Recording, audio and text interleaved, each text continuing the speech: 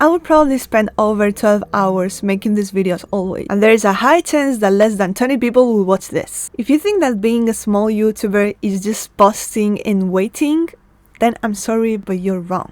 Being a small YouTuber and taking this serious enough like a real business is probably one of the most mentally brutal things I've ever done.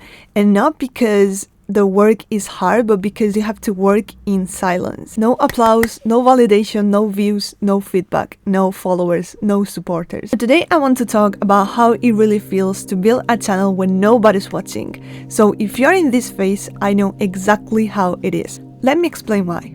A single video can take me about 12 to 14 hours to plan, script, film, edit, thumbnail, and upload, and all of that just to get 3 miserable views or 0 views. Like, isn't that so sad? Not because it's bad, of course, but because nobody knows that you exist yet. So yeah, of course it's a bit frustrating and sad, all of that work just for 0 views in result or 3 views in result, no comments, like literally nobody's watching. The effort to reward ratio is completely broken in the beginning. There's also times when you make a video that you think that video will be viral or they will have better results than the other ones, and you're your own fan sometimes, right? It's like, okay, I put a lot of effort in this video will hit hard, this video probably will go viral, and I'm pretty sure that people will love it, people will react, people will do this, will do that, and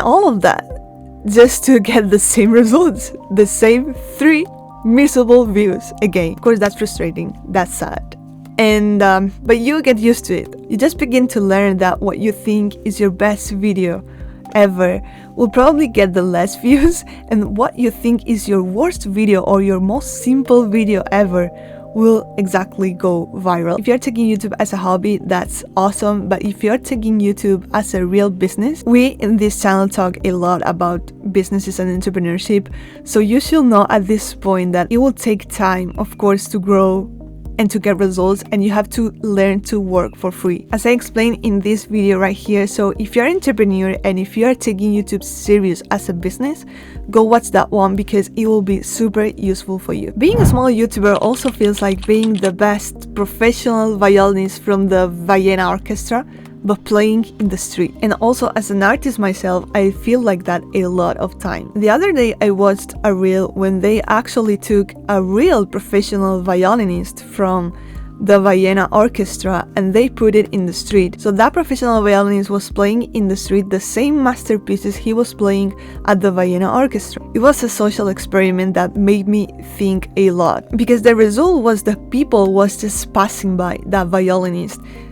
People was reacting like that violinist was just a random homeless man playing in the streets. And that made me think that talent without visibility looks like mediocrity. You can be world class, you can be the most talented people in the world, but if you're not on the right stage, people literally walk past you. And that, of course, and as an artist myself, I feel like that every single day of my life, because you don't have your visibility yet, you don't have your followers, your supporters, your viewers, and you don't get that validation. My main channel is even more hardworking than this one, because in order for me to make a video, I have to first prepare my cosplay or my dance, and that means hours and hours rehearsing that dance and being physically tired as well, and also hours and hours crafting and making my own cosplays and investing money in cosplays and makeup and hours getting done and all that stuff.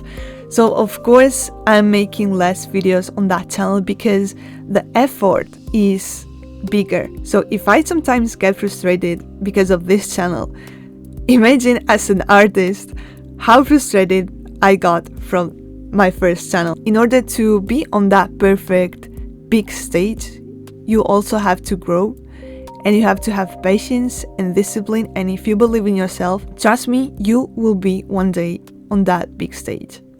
Now, of course, hate comments will hit you harder if you are a small YouTuber. The other day I was also watching this video about a YouTuber, I don't remember her name, saying that yes, of course, she's also receiving a lot of hate comments like, any other YouTuber or public figure on earth, no matter what content you're doing, right, you will always get hate comments. That is how the world and people and human being work. But yeah, she was explaining how she deals with hate comments, and she was like, whenever I get a hate comment, I automatically knew, because I start to get a lot of notifications of my audience responding that comment, like a squad, right? So yes, of course we all will receive hate comments, but it hits differently when you're a medium big public figure versus when you are all alone and you are small. Because when you're small, it's just you versus them. There's no audience to balance that conversation. There's no one to say,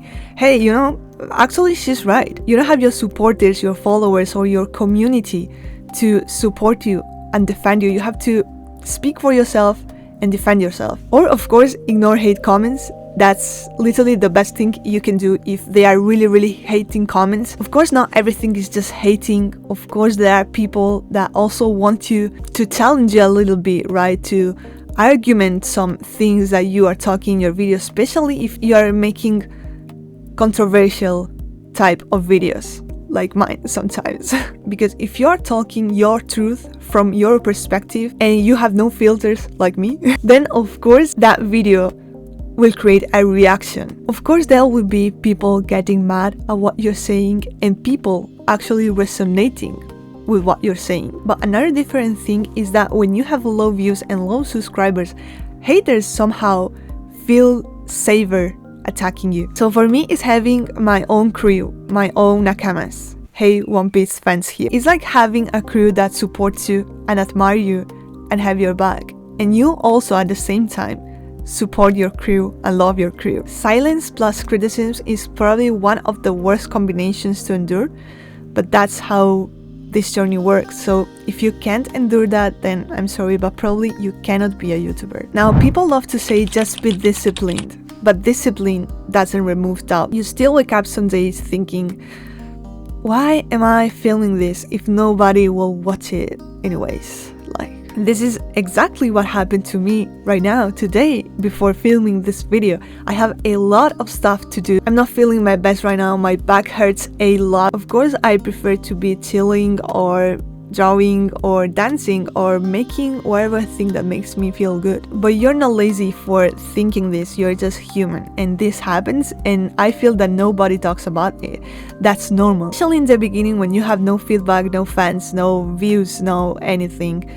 You feel like all your effort is trash, you don't have any validation. So even if I have enough discipline to make this video right now, even though I feel and I think it's somehow useless because of course it will not get any views. Now, I often hear people saying that you have to use your data and your feedback in order to know what kind of videos to make next and this and that, right?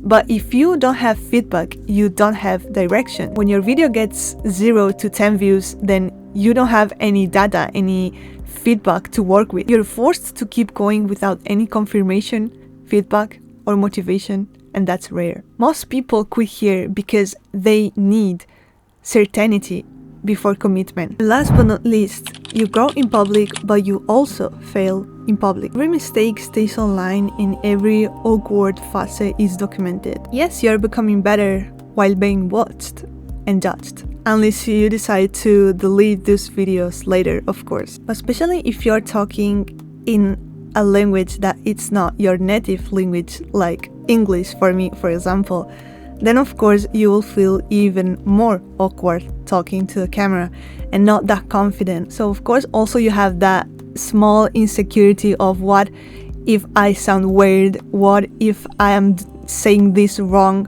what if I'm just awkward, you know? And even though here I am, I don't care. It's not my native language, I know, but I can speak 4 more languages, so that's fine. I mean, I will definitely not delete any videos from my past.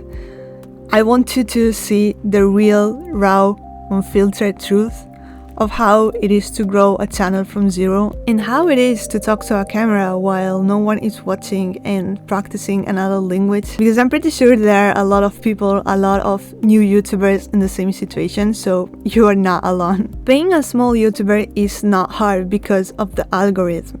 It's hard because you have to believe in something before there is any proof that you are doing things right. If you are also in this phase working alone in silence, you are not behind, you are just early. And if you can survive this stage, you are already ahead of most people who quit. This channel is for people who still showing up even if no one is watching. So let me tell you that you are not alone and you are a real entrepreneur if you don't quit. Because as an entrepreneur, we learn how to work for free first.